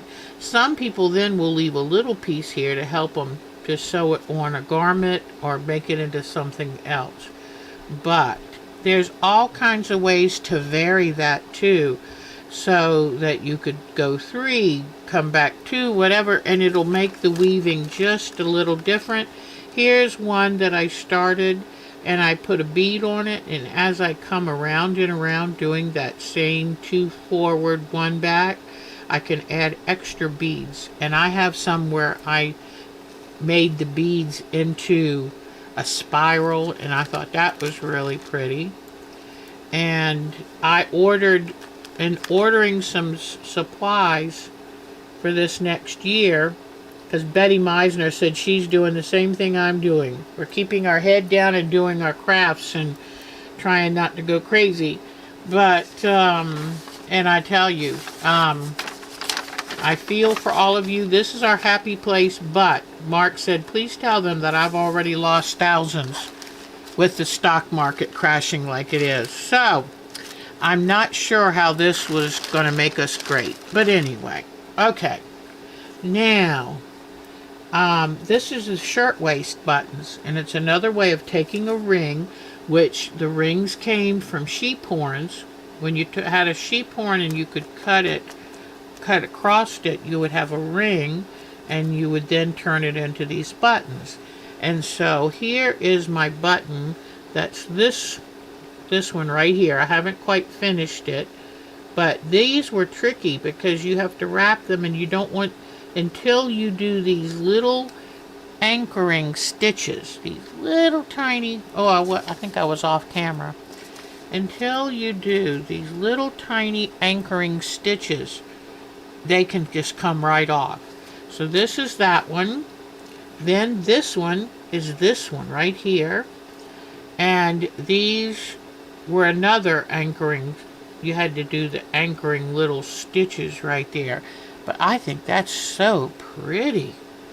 So that one's that one. Then this one was the one that I was having trouble with.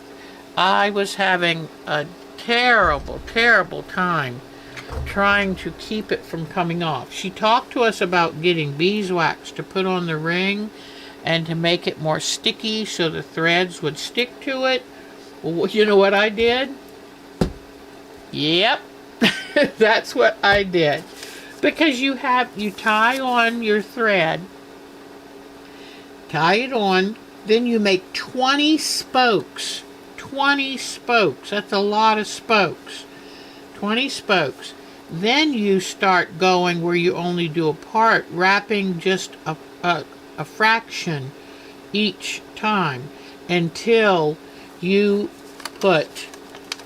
have each spoke is turned into 3 threads. And see how it does this like little whorl, W-O-R-L in the center, that little whorl.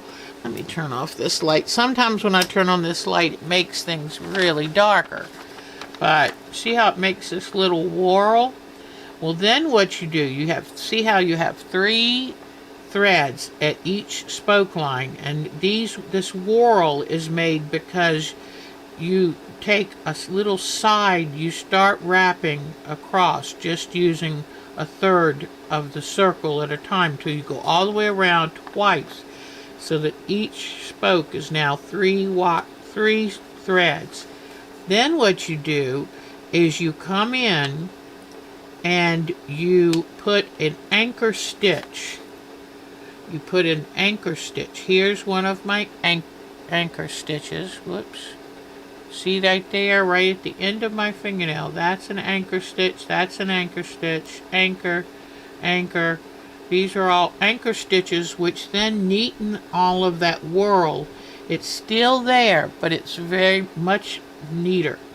But what I did is when I first did my 20 spokes, I then spread the glue on, which held it and then let it and just set it there. So I did the 20 spokes, put glue, set it there. Then it dried, it stuck, and so then I could start doing the little wedge. And by doing that, it was like you wrap only this much of it, and you go from spoke to spoke, and you go around doing it just the slight, a third at a time. And then you did the stitches where you bring everything together. So now, I mean, nothing can go wrong with this. It's so solid. Then you see how you have these spaces here? So you come back and you do those buttonhole stitches or cast on stitches and fill in all the blanks. And there, that is my magnum opus. So, and here's another one. I started with these colors. They're really creative, and I thought, you know what? So I ordered some more pearl cotton. I ordered some more loops, and when they come in, then I'm going to do, I just like doing all these different things. I get bored of one thing, I want to try something else. And as far as I'm concerned, as long as I am working to preserve hand arts, I'm doing a good thing. That's what I think. Alright, I'm trying to get my cursor. Yeah. Okay. Come on, cursor. Alright, so I love doing it. It's inexpensive. If you look around really good, you can find 60 rings for just a few dollars. But the size rings I like are 1.5 inches and 1 1/4 inches or 1 1/8 inches. Some people are really good at using 3/4 inch, but I have big hands and it's a little tough for me to get all that weaving done in 3/4 inch. But they're fun, and that and some thick thread or pearl cotton, you can get that pretty cheap places. And then you have something that keeps you busy. And you know what I do? People say, well, what do you do with all this stuff you make? Most of the time, they're gifts. They are gifts for my kids or family or friends. If I go somewhere, I'll have a little gift to give. And it's nice, you know. And hopefully when I get enough made, y'all will probably get some. So, if it's cheap enough to mail. I think of you, but boy, mail, postal rates are pretty high. But anyway, so I think that I'm going to finish with the last thing. I showed you those Dorset buttons. The last thing I was thinking is what I'm planning to do this week. Oh, and looking forward, where do we go? What's going to replace this Seascape we just did? Well, I was sharing with Julie some pictures I've seen of some new company that's supposedly selling pillows that are very embellished. And I thought, you know what? That would be a cool thing. Fabric folding and all this and little embellishments on it. So that's where we're going after the Seascape. Then the next thing I'm going to do otherwise, I know I want to get this hand embroidery, 3D hand embroidery wrapped up. But I think what I'm going to do then is I'm going to work on finishing 2 of my kids' wedding quilts. Because one of them is probably 17 years late. And so I am going to take you on that journey. How to finish a quilt that's embarrassingly late. So anyway, I'm going to take you through that as I really desperately need to get a couple of these things done. So then, so that's what I'm thinking of coming up to replace the hand embroidery in the Seascape. And your hands are really hurting. Oh, I'm so sorry. And would they use these for clothing? Yes, Miss Polly. These buttons were actually sold and used for clothing.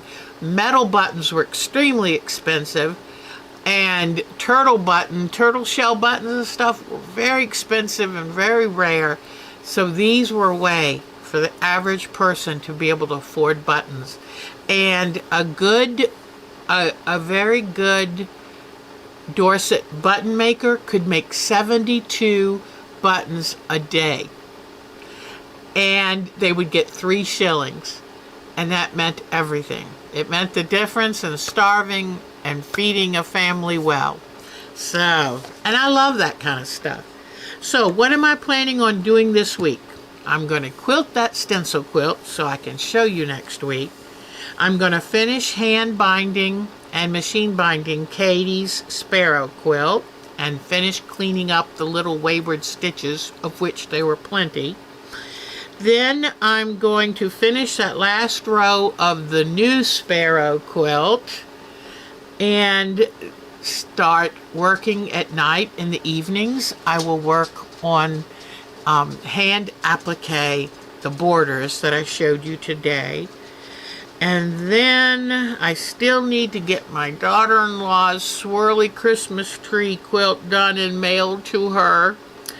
I have not been doing my walking. I need to do it, or use my elliptical trainer if it's too pollen filled. And so then what do I want to do for fun? For fun, I might make some more paper beads. I've got some strips cut. I want to definitely start working again on my bobbin lace. I haven't done it for 6 months and I miss it terribly. And you know those miniature houses that you can get? I have 3 of those kits. I want to start working on one of those. And then I want to get out and start working on my garden. So I want to make a little vegetable garden, simple, little. And then in a couple weeks it'll be time to plant up all my back porch pots. So that's what I'm going to do. And I would love to send me an email, ourtimetoquilt@twc.com. Let me know what you're working on, because I would love to know what's in your hands this week. Okay, everybody, you're the best. Take good care of yourself. If you can, get a COVID shot if you haven't had one in 6 months. Because remember, COVID is year around. And let's just hope that some kind of sanity is restored to our country. Because as a bumper sticker that I have on says, are we great yet? I just feel embarrassed. And I'm going to shut up now before I alienate too many people. So take really good... well, you know, a lot of people would just take a piece of linen. Talking about Mary's answer for buttons.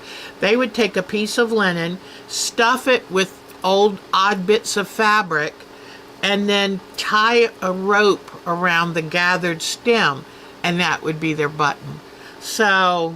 you know, people had to do what they had to do. So, oh, good. Okay, good. Well, take good care of yourself. Do something special for you. We have to take extra good care of ourselves right now because it is stressful. It's very stressful. And so I have, whatever I can't fix, I have to then... Kate Jackson of The Last Homely House says something I love. Take it out of your mind, put it into your hands. And that's the very best way to keep that peace for yourself. All right, take good care and come back to see us next week. And you mean the world to me. Thank you for spending the time with me that you do. You're the best.